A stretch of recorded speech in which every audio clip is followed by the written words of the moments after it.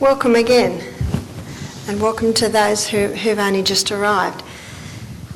We're going to continue our presentation this morning of the true cause of disease. And this morning we laid a foundation on why disease happens in the body. And it's not a popular message, and it can be a little bit of a surprise to most people to understand that disease is, as Florence Nightingale said, it's a process of repair.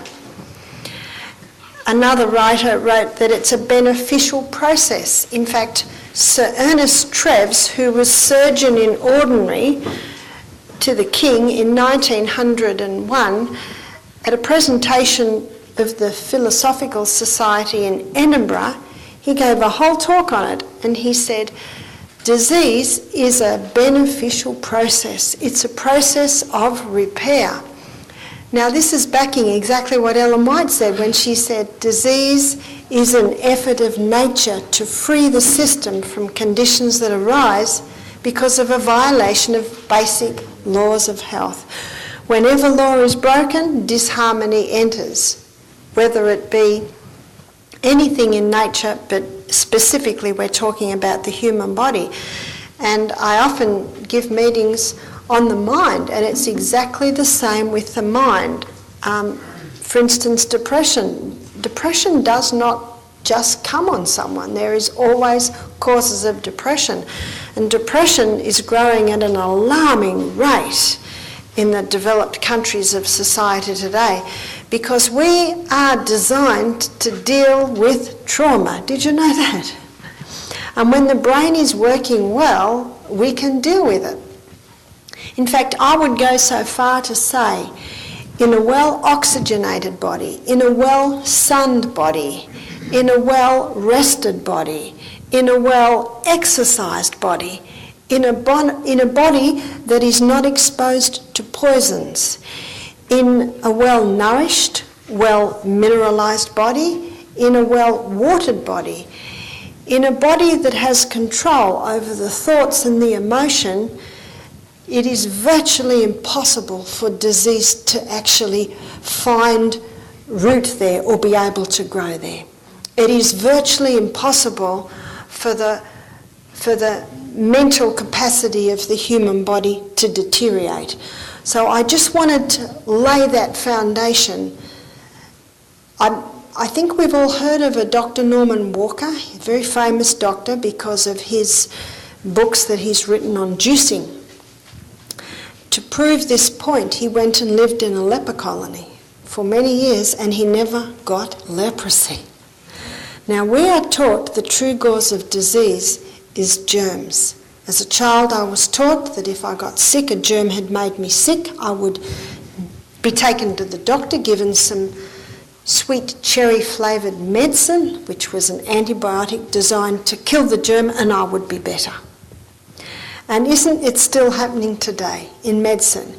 If someone is sick, often the doctor does a test to try and determine which bacteria it is, so he can get an antibiotic that is of a strain specifically designed to kill that strain of bacteria. Isn't that still happening?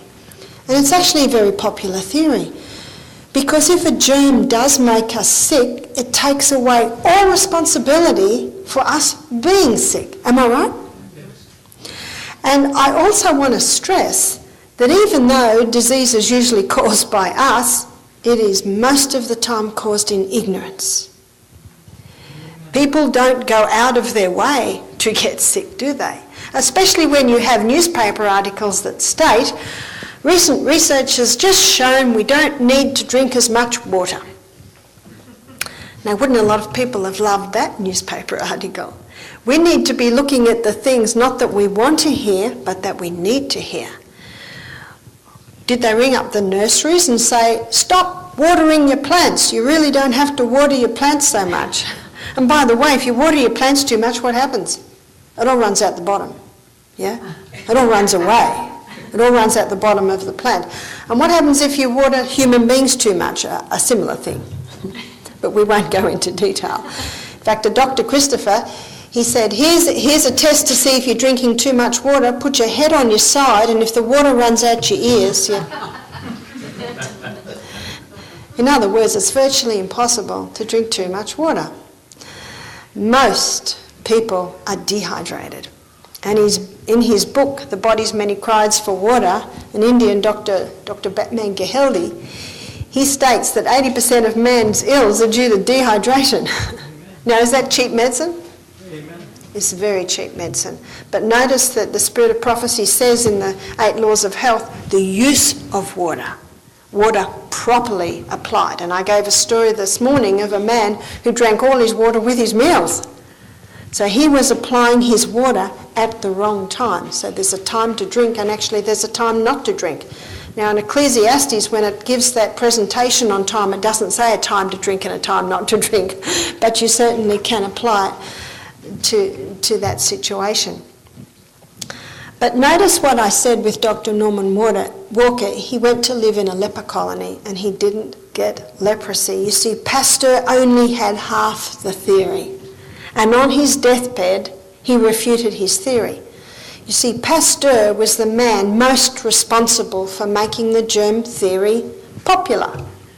And didn't his friends love him? He said to them, you don't have to stop partying, you don't have to stop drinking all night, you don't have to stop staying indoors all winter.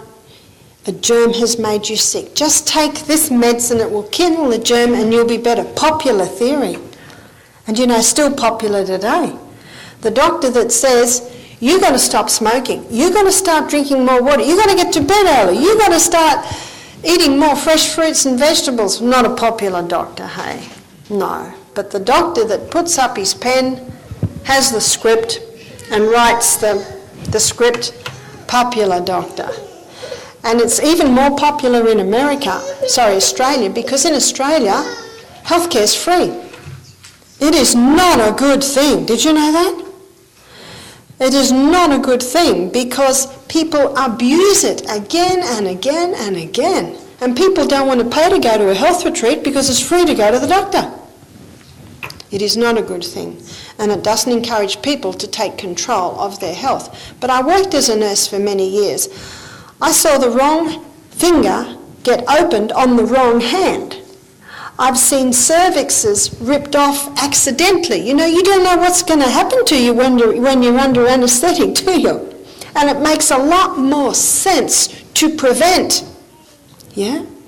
Amen? It makes a lot more sense to prevent than actually learning how to fix it up. But we need to know both. Leprosy. I'd like to look in the Bible at leprosy for a minute. Leprosy is found in Leviticus chapter 13. What chapter? 13.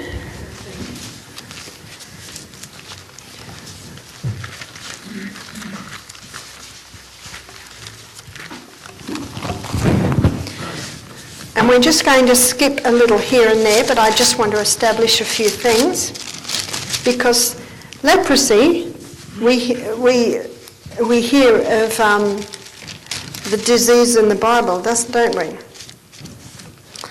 Okay, let's look at leprosy, chapter 13, and we'll look at verse 2. And a man shall have in his skin of his flesh a rising, a scab, or a bright spot, and it be in the skin of his flesh like the plague of leprosy. And he shall be brought to the priest.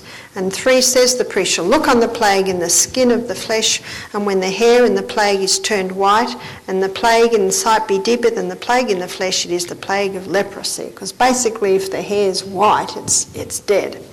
So obviously we're looking at a skin disease here, yeah? Now let's go over now a little bit further, and I want to have a look at, we're going to look at leprosy in the house, which is Leviticus 14. Have you ever heard of leprosy in the house? Well, it certainly is. It can also be in the house. Now, leprosy 14, and we're looking at chapter 34.